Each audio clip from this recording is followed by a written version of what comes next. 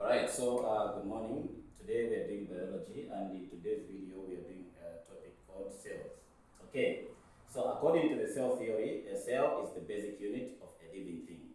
So all living things consist of basic units that we call cells. That is according to the cell theory. So what are we saying? We're saying all living things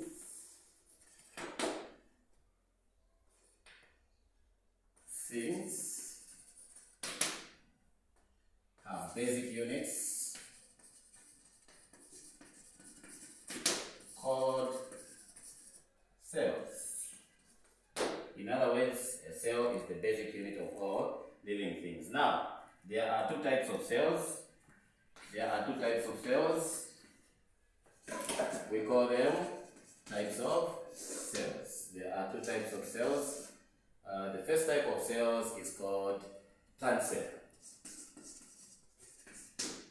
And another type is called an animal cell.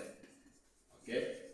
So in today's video, we are going to discuss about a plant cell. So I have drawn here on the diagram, this is a plant cell. This is how a plant cell should look like. Okay, so as you can see inside, there's this structure, and inside there's also that other structure. There's this big structure here that seems to be a little bit bigger than the other organelles. And then there are these fluids that you can see here.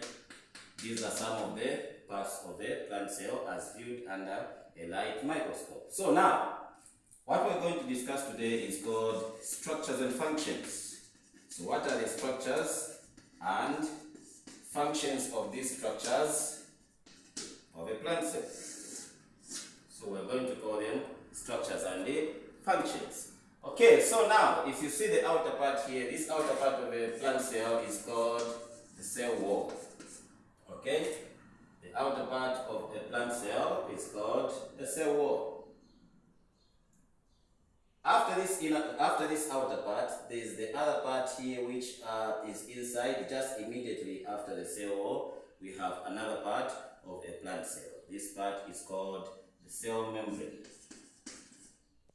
It's called the cell membrane. Okay. As we go inside, we're going to find this fluid-like structure. The fluid-like structure inside the cell. This fluid-like structure inside the cell. And then there's also another part after that, and then another part which we shall put where? We can just put it here. Okay, so this fluid part of the cell is called the cytoplasm. The cytoplasm. Okay, as you can see in the cytoplasm, there are some organelles that are suspended. We call them suspended organelles. These suspended organelles are called chloroplasts. They are called chloroplasts. Now, as we move further, as we dig deeper into the cell, we are going to approach a certain part of the cell which looks like this. Now, this part of the cell is called the tonoplast. The other name for the tonoplast is vacuole-membrane. Inside the vacuole-membrane is now a part that we call the vacuole. So folks, these are some of the parts of the structure of a plant cell. So let's just begin again. The outer part of a plant cell is called the cell wall. As we move from the cell wall, we go a little bit inside, we find what we call the cell membrane. From the cell membrane, we find the fluid structure of the cell, which we call the cytoplasm. In the cytoplasm, there are some organelles that are floating in the cytoplasm that are visible under a light microscope, and we call them chloroplasts. Now, after that, when we dig deeper into the cell, we're going to come up with this region that we call the vacuole membrane. The other name for the vacuole membrane is called the tonoplast. Now, inside the tonoplast, this is where you're going to find what we call the vacuole. Now, there's a part of the cell that we have left out. This part of the cell is called the nucleus. There's a part of the cell that is also called the what? The nucleus. Okay. So as I mentioned earlier, there are two types of cells. The cell that we're discussing now is called a plant cell. Okay, so On the structures, we are on the structure of a plant cell, we are done. Now let's talk about the functions of the parts of a plant cell. Let's begin with the nucleus. Why does the nucleus exist in a plant cell? So the function of the nucleus is to control all cell activities. The function of the nucleus is to control all cell activities. That is the function of the nucleus. So if they ask in an exam, what is the function of the nucleus? You say the function of the nucleus is to control all cell activities. From the nucleus, we're going to talk about what we call the cytoplasm. We're going to talk about the cytoplasm. So what is the function of the cytoplasm? So the cytoplasm is a region where all cell activities take place. This area here, the watery fluid that you see there, that is what we call the cytoplasm. Everything that is happening inside the cell is happening in the cytoplasm. So you say, if they ask in an exam, what is the function of the cytoplasm? You say, this is where all cell activities take place. So cytoplasm, this is where all cell activities take place. That is the cytoplasm. Okay. So we've discussed so far, we've discussed the functions of two parts of a plant cell. We've discussed the function of the nucleus. We've also discussed, we said the function of the nucleus is to control all cell activities. We also said the function of the cytoplasm is where all cell activities take place. Okay. Now let's also talk about the cell wall. What is the function of the cell wall? So the cell wall gives shape to the cell and it protects the internal structures of the cell. The function of the cell wall is to give shape to the cell and to protect the internal structures of the cell. So the cell wall, we're saying it gives shape to the cell. And what does it do? It protects. It protects what? It protects the internal structures of what? Of the plant cell. Now it will be useful for us to know that an animal cell does not have a cell wall. Alright, so moving further, we have what we call the cell membrane. We also have a part of the cell that we call the cell membrane. So what is the function of the cell membrane? We say the cell membrane is selectively permeable.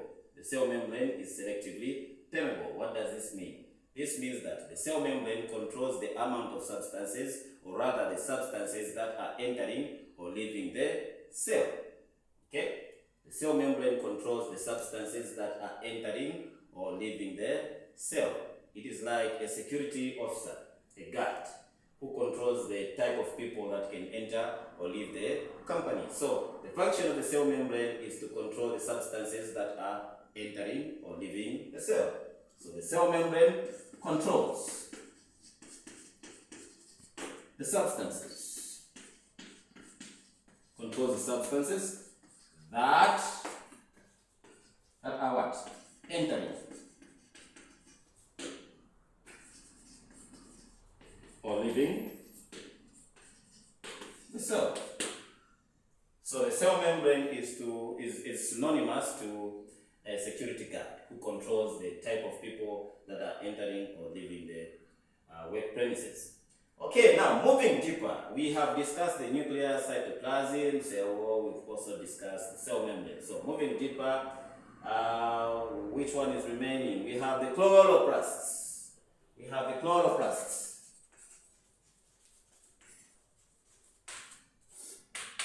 Now, the chloroplasts contain what we call chlorophyll.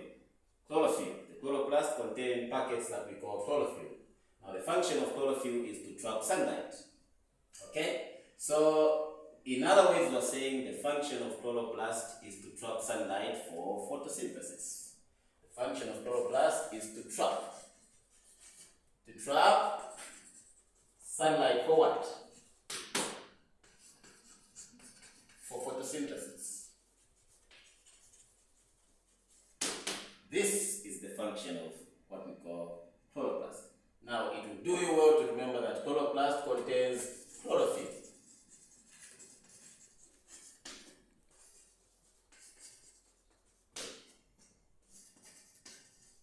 Chloroplasts contain chlorophyll, and chlorophyll is a green pigment that is found inside the chloroplast, and it traps sunlight. So in essence, when they ask you in an exam, what is the function of chloroplast? You say to trap sunlight. Okay, another part of a plant that we have not mentioned is the vacuole. Okay, the function of the vacuole is to store what we call cell sap. In other words, we're saying the function of the vacuole is to store food substances that are not in use. So the vacuole is synonymous with a deep freezer. Okay, you cannot eat all the chicken for a month in one day. So what do you do with the rest of the chicken? You keep it in the deep freezer. The same applies. A plant cannot use all the nutrients. A plant cell cannot use all the nutrients in a day. So the rest of the nutrients are going to have to be stored in what we call the vacuole. So the vacuole is the storage for a cell. So to store food substances, function of the vacuole is to store food substances that are going to be used at a later stage, just like the way that we store food in the fridge if we are not using them. Okay, now the outer casing of the fridge, the one that you touch, is in this case of the cell synonymous with what we call the tonoplast. The function of the tonoplast is a membrane that allows food substances to move inside or outside of the vacuole.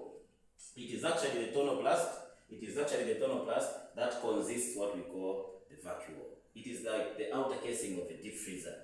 So the function of the tonoplast.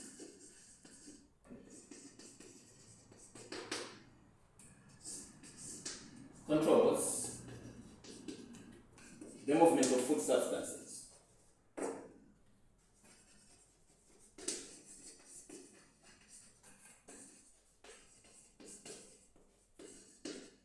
In and out of the cell. Okay.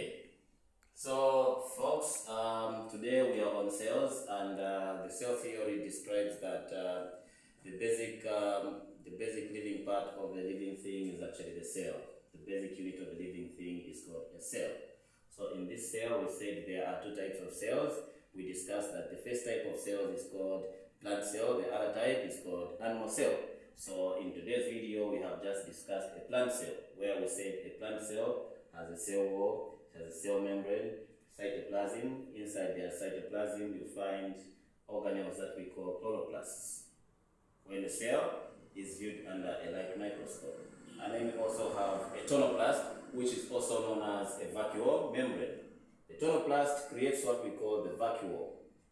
And then we also have the nucleus. Now we stated that the nucleus controls all cell activities. The cytoplasm, this is where all cell activities take place. We have the cell wall, which gives shape to the cell and protects the internal organs of the cell. We also discussed that we have the cell membrane, which controls the things that are going inside or outside of the cell. We also have the chloroplast, which contains chlorophyll. The function of the chlorophyll is to trap sunlight. We also have the vacuole, which contains or stores cell sap. It stores food substances that are not in use at that particular moment. This is the end of today's video about plant cell. So in the next video, we are going to talk about an animal cell as viewed under a light microscope. Thank you very much.